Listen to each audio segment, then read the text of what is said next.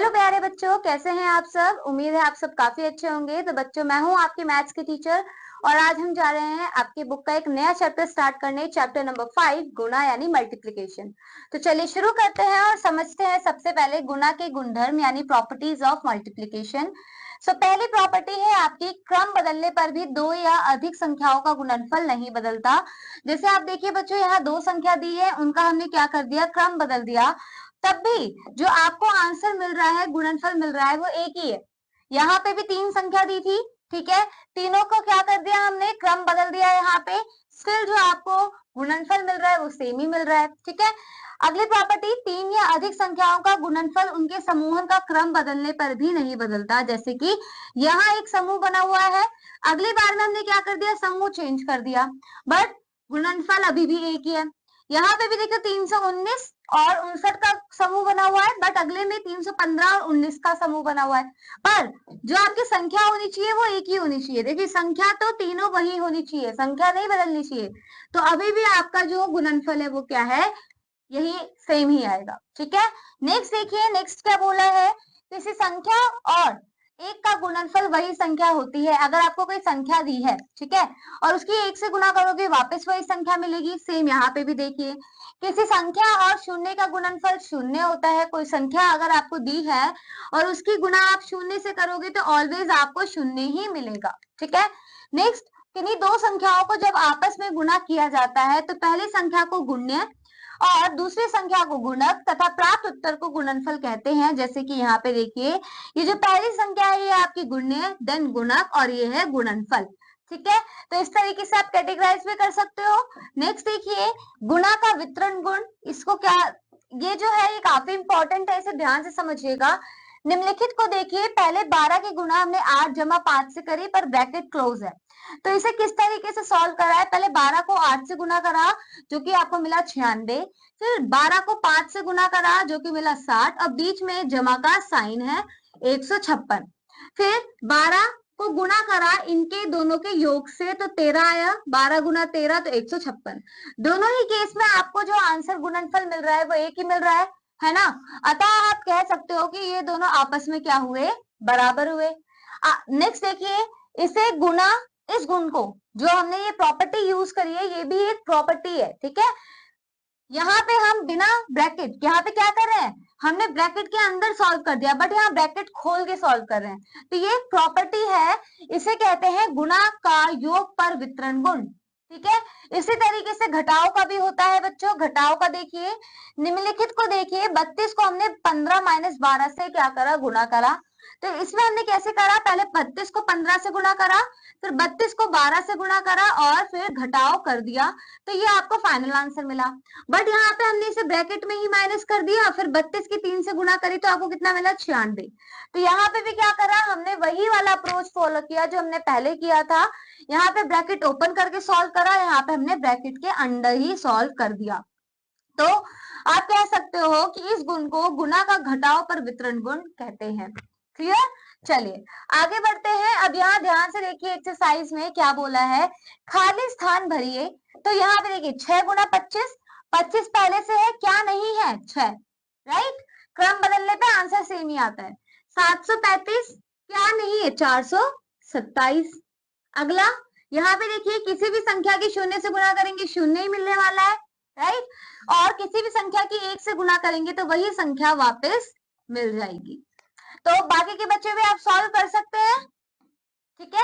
Next बढ़ते हैं। Next देखिए क्या बोला है, 3 अंक की संख्या से गुणा मल्टीप्लीकेशन बाय अ 3 डिजिट नंबर। अब इसमें क्या बोला गया है, आपको मल्टीप्लीकेशन करनी है 3 डिजिट नंबर की, ठीक है। तो देखिए इसमें क्या बोला है, 432 को 567 से गुणा कीजिए, ओके। तो देखिए यहाँ पे पहले इस अप्रोच को समझिएगा, इससे गुणा कैसे करते हैं। 432 की आपने 567 से मल्टीप्लाई करनी है। पहले आप 7 की गुणा करेंगे 432 की, फिर 6 की गुणा करेंगे 432 की, फिर 5 की गुणा करेंगे 432 से। समझ में आ रहा है। हमने क्या करा, जो नीचे के डिजिट्स हैं, नीचे के अंक हैं, उसकी एक एक करके इन ऊपर वाली संख्या से गुणा करी, ठीक है। पहले 7 इकाई से गुणा, फिर 6 दहाई से गुणा, फिर 5 सैकड़ा से गुणा, ठीक है। और दहाई के नीचे से लिखना शुरू करना, सैकड़ा के लिए सैकड़े के नीचे से लिखना शुरू करना। देखो कैसे, पहले इस चीज को समझना बहुत जरूरी है बच्चों, यहाँ पे गलती कर दी तो प्रॉब्लम होगी। जब हमने इकाई की गुना करी तो हमने इकाई के नीचे से लिखना शुरू किया था। जब हमने दहाई की गुना करी तो दहाई के नीचे से लिखना शुरू किया। यहाँ पे कुछ नहीं है ना, खाली है। फिर जब हमने सैकड़े की गुना करी तो सैकड़े के नीचे से लिखना शुरू किया, यहाँ खाली छोड़ दिया। इस चीज को बहुत ध्यान रखना। अब इसे हम सॉल्व करेंगे। चलिए सॉल्व करते हैं। मल्टीप्लीकेशन करना अब आता है हमें। 7 की 2 से मल्टीप्लाई करो, कितना आएगा? 14, 1 हासिल। 7 की 3 से गुना करो, 21। 21 में 1 जोड़ो 22, फिर से 2 हासिल। 7 चौक 28 और 2 30, सो 3024। नेक्स्ट आप 6 से गुना करो अब, पर 6 तो आपका दहाई है तो दहाई के नीचे से लिखना, यहाँ पे क्रॉस का साइन लगा दो, ठीक है। 6 दूनी 12, 1 हासिल। फिर 6 ती 18, 1 19, फिर 1 हासिल। 6 चौक 24 और 1 25। अब फिर से 2 क्रॉस क्यों लगाए? क्योंकि इस बार हम सैकड़े के नीचे सैकड़ा लिखेंगे। 5 दूनी 10, 1 हासिल। 5 तिया 15, 1 हासिल 16, फिर 1 हासिल। 5 चौक 20 और 1 21। अब देखिए गुना करने के बाद आपको जोड़ देना है, सिंपल है ना। 4 फिर 2 और 2 4, फिर 0 जमा 9 0 9, फिर 5 3 और 6 कितना हो जाएगा? 14, 1 हासिल। 2 जमा 1 जमा 1 4, फिर 2 का 2 एज इट इज। तो ये आपका फाइनल गुणनफल। क्लियर? चलिए एक्सरसाइज करें। एक्सरसाइज क्वेश्चन को समझते हैं। इस वाले को समझिए। संख्या है 897185595। गुना करिए। 9 की 8 से गुना करिए, 72। 7 हासिल। 9 एकम 9 और 7 16, 1 हासिल। 9 सत्ते 63 और 1 64, 6 हासिल। 9 नीम 81 और 81 6 87, है ना। 8 हासिल। 9 अट्ठे 72, 72 और 8 कितना हो जाएगा? 80। अब क्रॉस लगा दीजिए। अब दहाई की गुना कीजिए। 5 अट्ठे 40, 4 हासिल। 5 एकम 5 और 4 9, ठीक है। दहाई के नीचे से शुरू करना है लिखना। 5 सत्ते 35, 3 हासिल। 5 नीम 45 और 3 48, फिर 4 हासिल। 8 बच्चे 8 पंजे कितना हो जाएगा? 40 और 3 हासिल। ओके दोबारा करते बच्चों। 5 सत्ते 35 हुआ था ना, तो 3 हासिल चला गया था, इसे काट देते हैं ताकि कंफ्यूजन ना हो। फिर 5 9 से 45 और 3 48, 4 हासिल बचा था, ठीक है। ये वाइन से स्किप हो गया था। एंड 5 8 से 40 एंड 4 44 यानी 44। अब एक और संख्या बची है, पर उसमें ज्यादा ब्रेनस्टॉर्मिंग करने की जरूरत नहीं है। क्यों? क्योंकि यही 5 से गुना हो रही है ना इसी सेम नंबर की, तो यहां से लिखना शुरू कर दो सेम नंबर को। अब जोड़ दीजिए। चलिए जोड़ दीजिए। शून्य भूल गए थे। 9 5 4 8 8, ठीक है। अब जोड़ दीजिए। जोड़ेंगे 2 6 0 6 4 9 0 13, 1 हासिल। 9 5 7 1 जोड़िए, कितना आएगा? 22। फिर 2 हासिल। 8 0 2 5 कितना हो जाएगा? 15, 1 हासिल। फिर 8 जमा 4 जमा 4 जमा 1 कितना हो जाएगा? 17, राइट। 17, फिर 1 हासिल। 8 4 1 कितना हो जाएगा? 13, 1 हासिल और 9। तो देखिए कितना बड़ा आंसर आया, क्योंकि नंबर भी बड़ा था। 9 3 7 5 2 3 6 2। क्लियर? चलिए ये तो समझ में आ गया ना आपको, बाकी कर लेंगे। यहाँ पे एक स्पेशल क्वेश्चन है, इसे समझ ले। ये वाला ध्यान से देखिएगा। इस क्वेश्चन को समझना बहुत जरूरी है, क्योंकि शून्य वाला हमने एक भी नहीं करा। इसकी गुणा करते हैं। यहाँ पे क्या है? 9 की 6 से गुणा करोगे 54 मिलेगा, 5 हासिल। 9 पंचे 45 और 5 50, फिर 5 हासिल। 9 चौक 36, 36 और 5 41, फिर 4 हासिल, ठीक है। फिर 9 पंजे 45 और 4 हासिल है ना। तो 49, फिर 4 हासिल। 9 दूनी 18 और 18 4 22। अब फिर से, अब इस बार किसकी गुना करनी है? शून्य से। किससे गुना करनी है? शून्य से। तो कितना? शून्य की जब इससे गुना करोगे तो कितने शून्य आएंगे? 5। 1 2 3 4 5। अब अगला ये वाला केस में बता रही थी कि किसी भी संख्या की अगर आप शून्य से गुना करोगे तो शून्य ही मिलने वाला है। ठीक है, आगे बढ़िए। 7 से गुना कीजिए। 7 6 42, again 4 carry. 7 5 35, 4 39, again 3 carry. 7 4 28 and 3 31, फिर 3 कैरी। 7 5 35 और 3 38, अगेन 3 कैरी। 7 2 14 and 3 17। अब जोड़ दीजिए, है ना। ये वाला केस काफी जरूरी था समझना। अब जोड़िए। 4 0 3 18, 1 हासिल।